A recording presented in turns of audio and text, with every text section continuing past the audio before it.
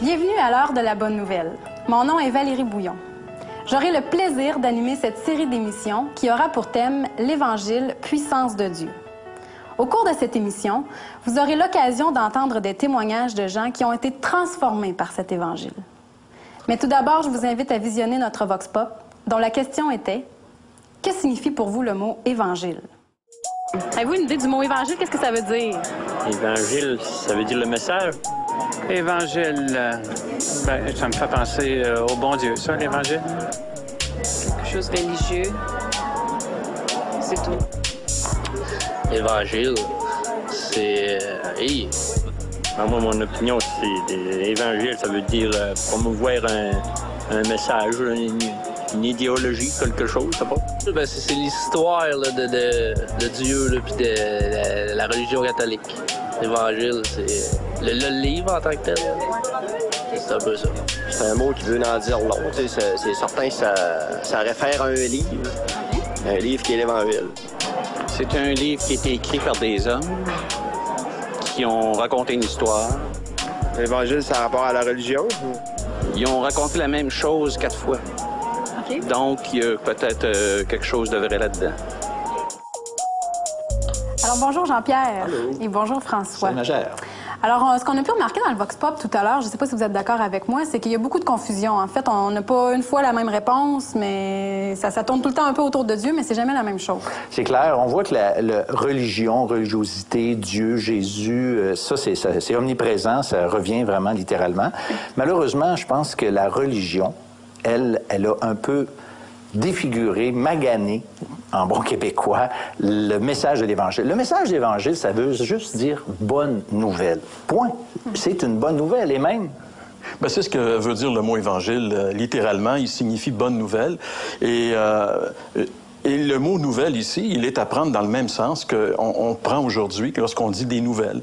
Lorsqu'on lit notre journal, on veut savoir ce qui se passe. Donc, il y a des nouvelles. Lorsqu'on écoute les nouvelles à la télévision, on sait ce qui se passe quelque part. Parce qu'une nouvelle, en réalité, c'est la communication d'un événement qui s'est produit à un endroit précis, à un temps précis. Donc, dans l'histoire de l'humanité, il y a 2000 ans, il y a un fait qui s'est produit quelque part sur la planète.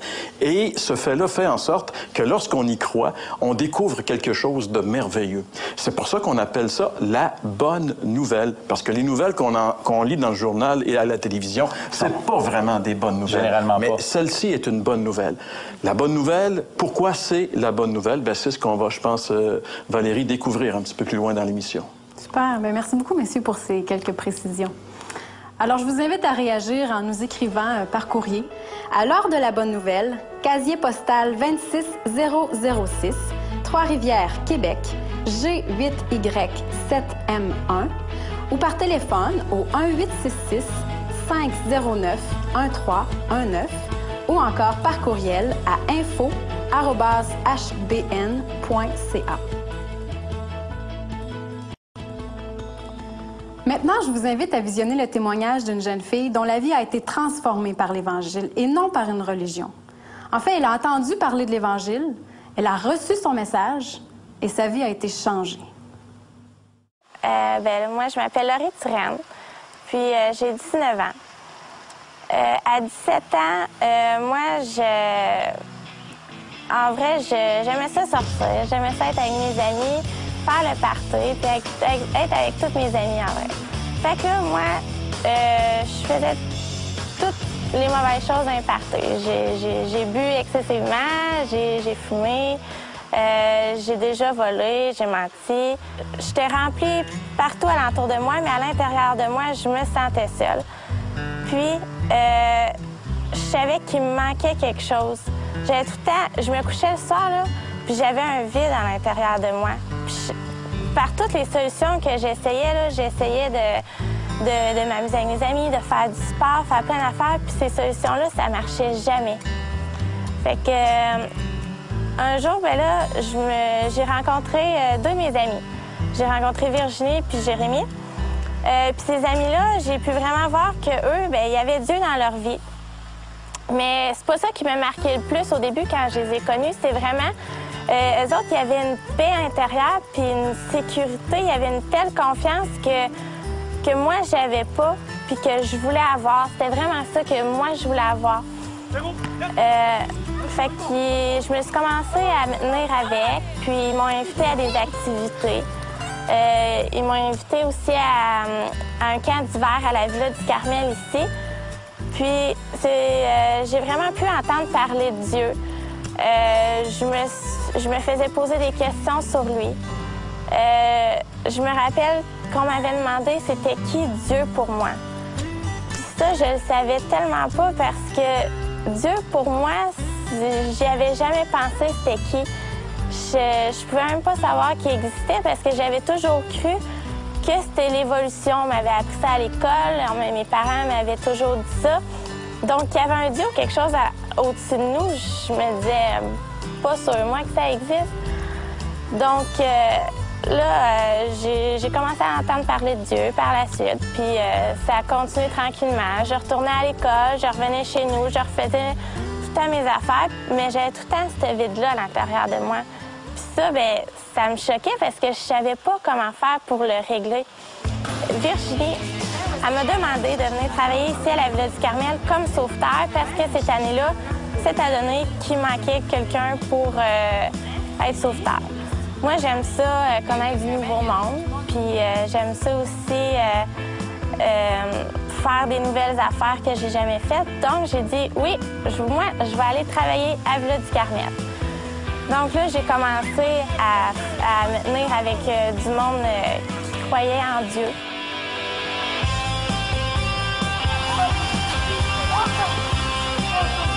Je commençais à comprendre ce que Dieu voulait me dire.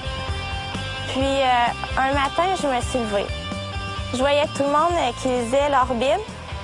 Fait que là, je me suis dit, ah, moi, j'ai le goût de lire ma Bible. Fait que là, j'ai pris une Bible. Puis, on lisait dans Jean, le livre de Jean. Donc, j'ai commencé à ouvrir ma Bible. J'étais avec mes amis alentour de moi. Puis là, je lisais, puis j'ai tombé sur le verset Jean 3,16. Ce verset-là, il disait que Dieu avait tant aimé le monde qu'il a donné son Fils unique afin que quiconque croit en lui ne périsse point, mais qu'il ait la vie éternelle. Puis là, quand j'ai compris ça, là, quand j'ai lu ça, je me suis dit, wow! Je me suis dit, Dieu, là, tout ce qu'il a fait pour moi, là, j'ai dit, même si j'aurais été toute seule, là, j'ai dit, il l'aurait fait pour moi. Fait que j'ai vraiment réalisé son amour, puis je me suis dit que Dieu avait envoyé son Fils, son seul Fils, qu'il avait envoyé sur la terre juste pour moi. Puis il est mort pour moi, puis il a tout pris mes péchés. Il les a tous amenés avec lui. Puis quand que Jésus est ressuscité, bien, j'ai pu reprendre vie en lui parce que, justement, il m'aimait tellement. Moi, quand j'ai compris ça, je me suis dit, il n'y a personne d'autre qui aurait fait ça pour moi, mourir pour moi. Puis ça m'a vraiment, vraiment touchée. Donc, quand j'ai compris ça, je me suis dit que c'était pas moi qui étais venue pour sauver du monde, c'était vraiment Dieu qui était venu pour me sauver ici à Villa du Carmel cet été-là. Par la suite, moi, je trouve vraiment que j'ai un grand privilège de connaître Dieu, justement parce qu'il a changé ma vie, mais aussi il a changé ma destinée. Moi, à ça, je suis vraiment confiante, puis j'ai vraiment l'assurance que je vais passer l'éternité avec lui, puis que je vais être bien. Donc, c'est ça. Puis Dieu aussi, en plus de m'avoir donné son pardon, que ça, c'est quelque chose qu'on n'achète pas, qu'on ne gagne pas, puis que se faire pardonner, c'est quelque chose, puis Dieu l'a fait pour moi. Donc, ça, je suis très reconnaissante. Il m'a aussi donné la persévérance de continuer dans toutes les épreuves de ma vie. Il m'a donné une grande sécurité. mais surtout, il m'a donné son amitié, une amitié fidèle que lui, Jésus, bien, je vais toujours pouvoir compter sur lui, puis je vais toujours l'avoir avec moi. L'heure de la bonne nouvelle vous invite à participer à l'un des nombreux déjeuners de l'espoir. Ces déjeuners ont lieu dans plusieurs restaurants réputés de la province et vous sont offerts gratuitement. Pour connaître les détails concernant l'endroit, la date et l'heure pour votre région, composez le numéro sans frais 1-866-509-1319. Vous pouvez également consulter le site web www.déjeuner.org. Vous voulez approfondir votre réflexion suite à cette émission? L'heure de la bonne nouvelle vous offre gratuitement un exemplaire du Nouveau Testament ainsi que le recueil de méditation quotidienne Bonne Semence. Pour recevoir le tout, écrivez-nous et faites-nous part de vos commentaires à l'adresse suivante. L'heure de la bonne nouvelle, casier postal 26006, Trois-Rivières, Québec, G8Y7M1.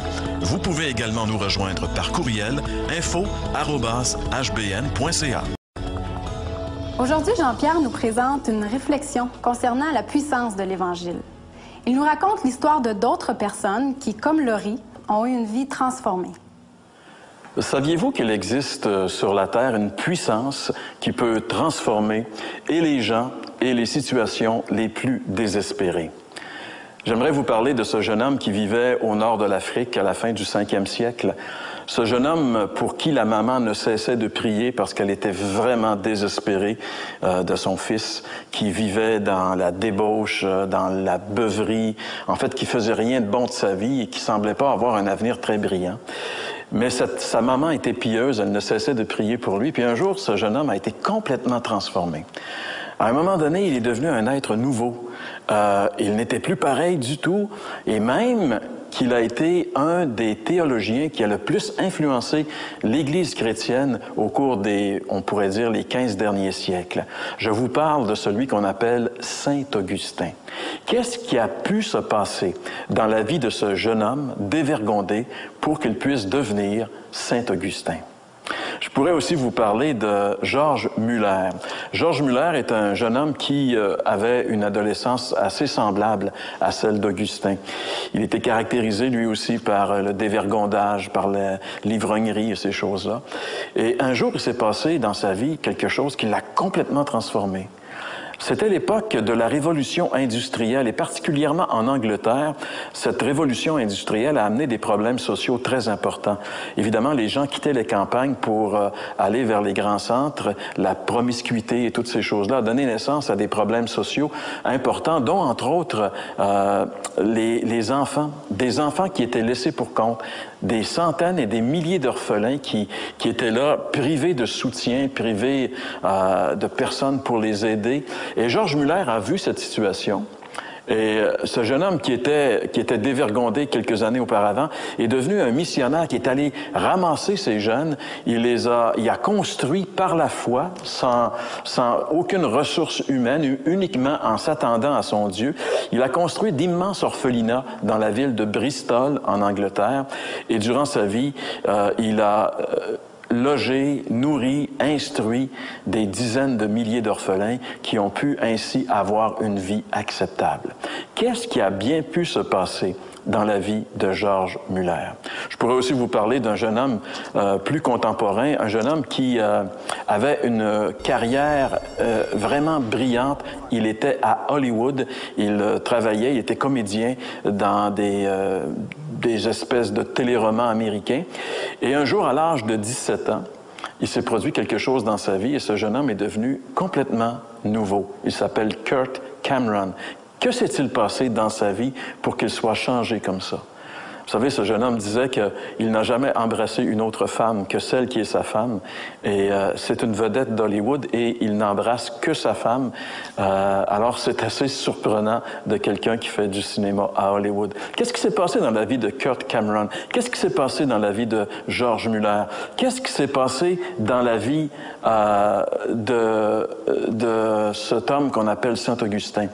Eh bien, ces hommes ont été transformés par une puissance qui s'appelle l'Évangile. Et j'aimerais lire avec vous ce verset de l'Épître de Paul aux Romains. Vous savez, Paul L'apôtre Paul est une personne qui aussi a expérimenté la puissance de l'Évangile. Et il pouvait dire ici, dans le chapitre 1er de l'Épître aux Romains, verset 16, « Je n'ai point honte de l'Évangile de Christ, c'est une puissance de Dieu pour le salut de quiconque croit. » Paul disait « Je suis fier de l'Évangile ».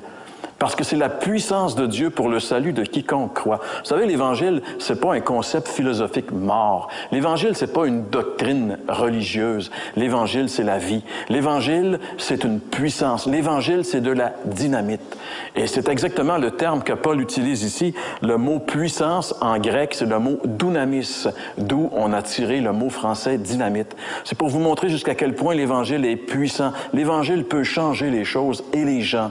Vous savez, les capacités humaines pour changer les gens sont très limitées. Il y a beaucoup de parents, il y a beaucoup de professeurs, de travailleurs sociaux, d'intervenants dans le monde de la santé qui sont très souvent devant des murs, devant des situations où ils n'ont aucune ressource, ils ne peuvent pas changer les gens. Mais heureusement qu'il y a l'Évangile, la puissance de Dieu. J'ai vu dernièrement une photo qui m'a vraiment bouleversé. C'est une photo de la Terre prise de la station orbitale internationale, la station spatiale orbitale internationale. Une belle photo de la Terre. Si vous avez quelques notions en géographie, vous pouvez y voir le Maroc, l'Algérie, vous pouvez voir du côté nord l'Espagne, la France, l'Italie. Mais quand on est dans la station spatiale, on voit pas les frontières, on voit pas que c'est différents pays. Tout ce qu'on voit, c'est une planète qui semble être unie. Mais si on s'approche, si on descend, on va se rendre compte que la Terre, elle est divisée. Il y a des frontières un peu partout. Et à l'intérieur de ces frontières, il y a des gens qui, parfois, ne sont pas tellement en amour avec les gens qui sont dans l'autre côté de leurs frontières. On construit des armes pour se battre, pour se tuer. Et si on pouvait descendre encore plus profondément sur la planète, si on pouvait entrer dans une petite cellule qu'on appelle une famille, là où on devrait y trouver de l'amour, de la paix, de l'harmonie, très souvent dans cette cellule, on retrouve de la violence, on retrouve de l'abus, des choses qu'on ne devrait pas trouver là. Si un observateur objectif, mettons un extraterrestre, regardait la Terre et s'approchait, il en arriverait à la conclusion que les habitants de cette planète sont aux prises avec un grave problème. Oui, mes amis, nous avons, nous les êtres humains, un problème très sérieux. Vous savez, la Terre, l'humanité entière ressemble à un bateau en état de perdition.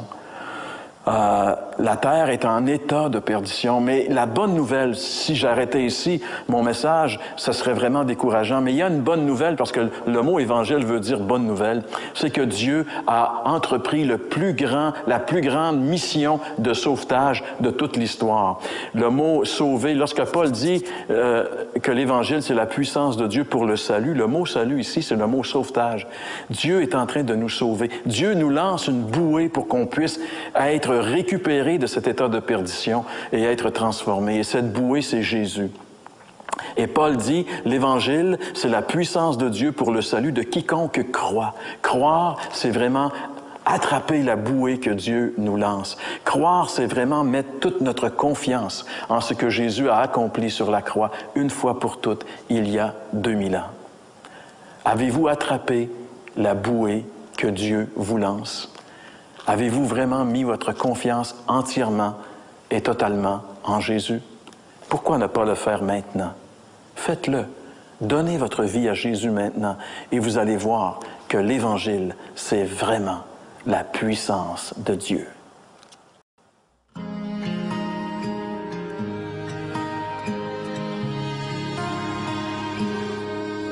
Je crains que ma vie ne soit comme une feuille emportée par le vent et qu'un jour mon monde se soit envolé et perdu dans le temps. Oh, suis-je importante? Est-ce qu'on se soucie de moi?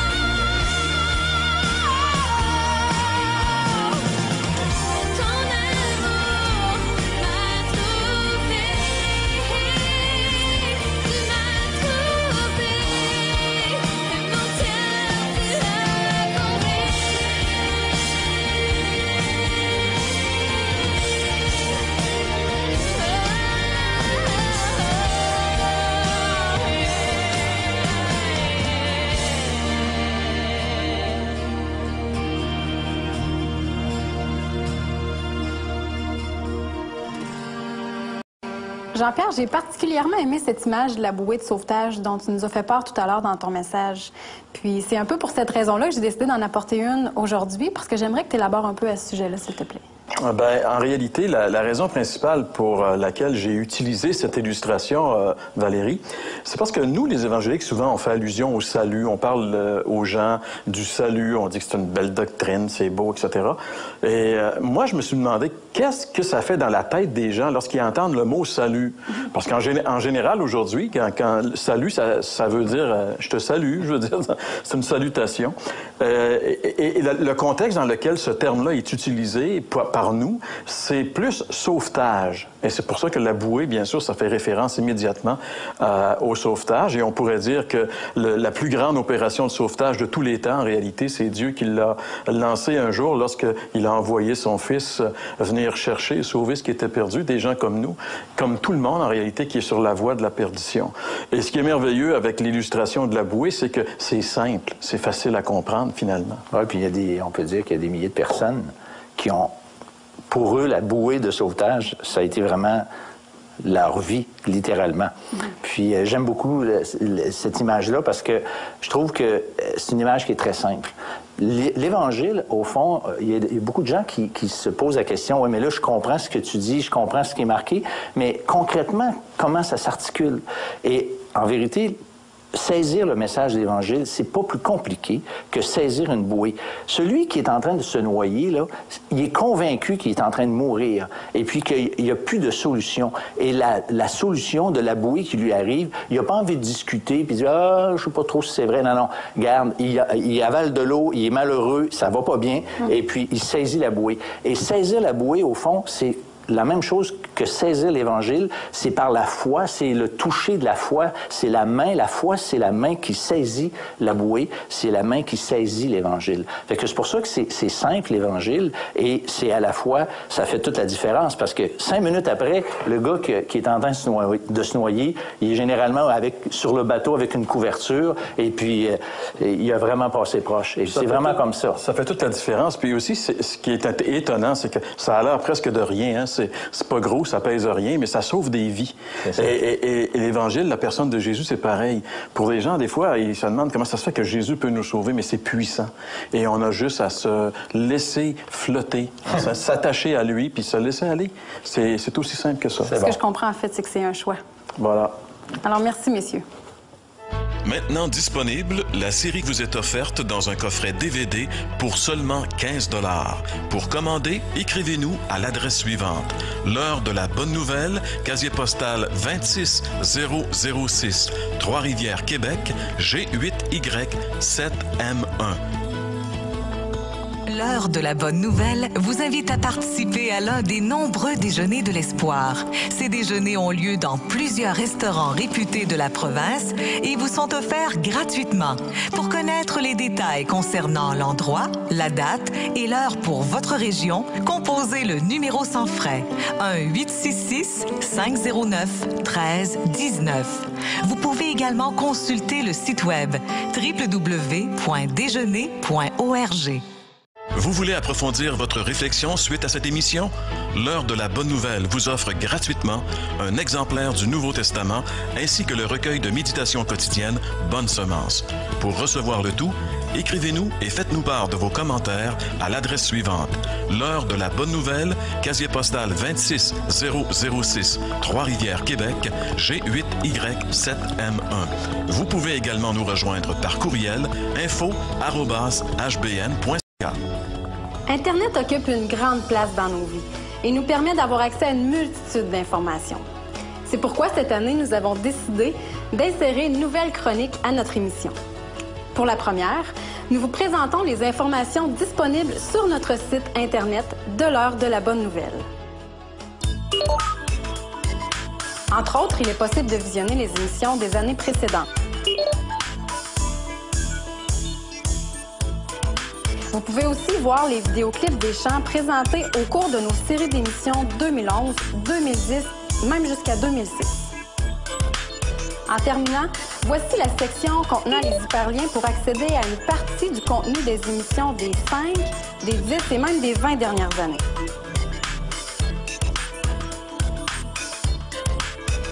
En espérant que vous avez apprécié notre nouvelle formule de l'émission, je vous donne rendez-vous la semaine prochaine alors que nous vous présenterons à nouveau le message de la bonne nouvelle. Voici quelques extraits. Je m'étais toujours dit, je suis capable de me débrouiller toute seule dans la vie, puis je suis capable de faire mes affaires, puis il n'y a pas besoin de personne. Et puis, mon père m'avait invité à aller à la pêche avec lui dans le coin de Saint-Damien-de-Bas-Plaine. J'ai amené mes enfants avec moi parce qu'il y a un de mes enfants qui aime beaucoup la pêche. Puis l'autre est comme moi, il aime la nature. Il n'est pas très patient avec une ligne, mais il aime beaucoup la nature. Fait que on est arrivé là-bas, il faisait beau, c'était venteux. Vraiment, là, c'était une journée extraordinaire. Mon père, il dit, écoute Stéphane, il dit, je te laisse ici parce que moi, j'avais pas de bottes de pêche. Il dit, j'amène les enfants de l'autre côté, on va aller pêcher dans le coude de la rivière. Ben, j'ai dit, c'est bien, c'est correct. Moi, pendant ce temps-là, je vais contempler la nature. Je me suis assis sur une grosse roche. J'avais la rivière à peu près à 15 pieds de moi.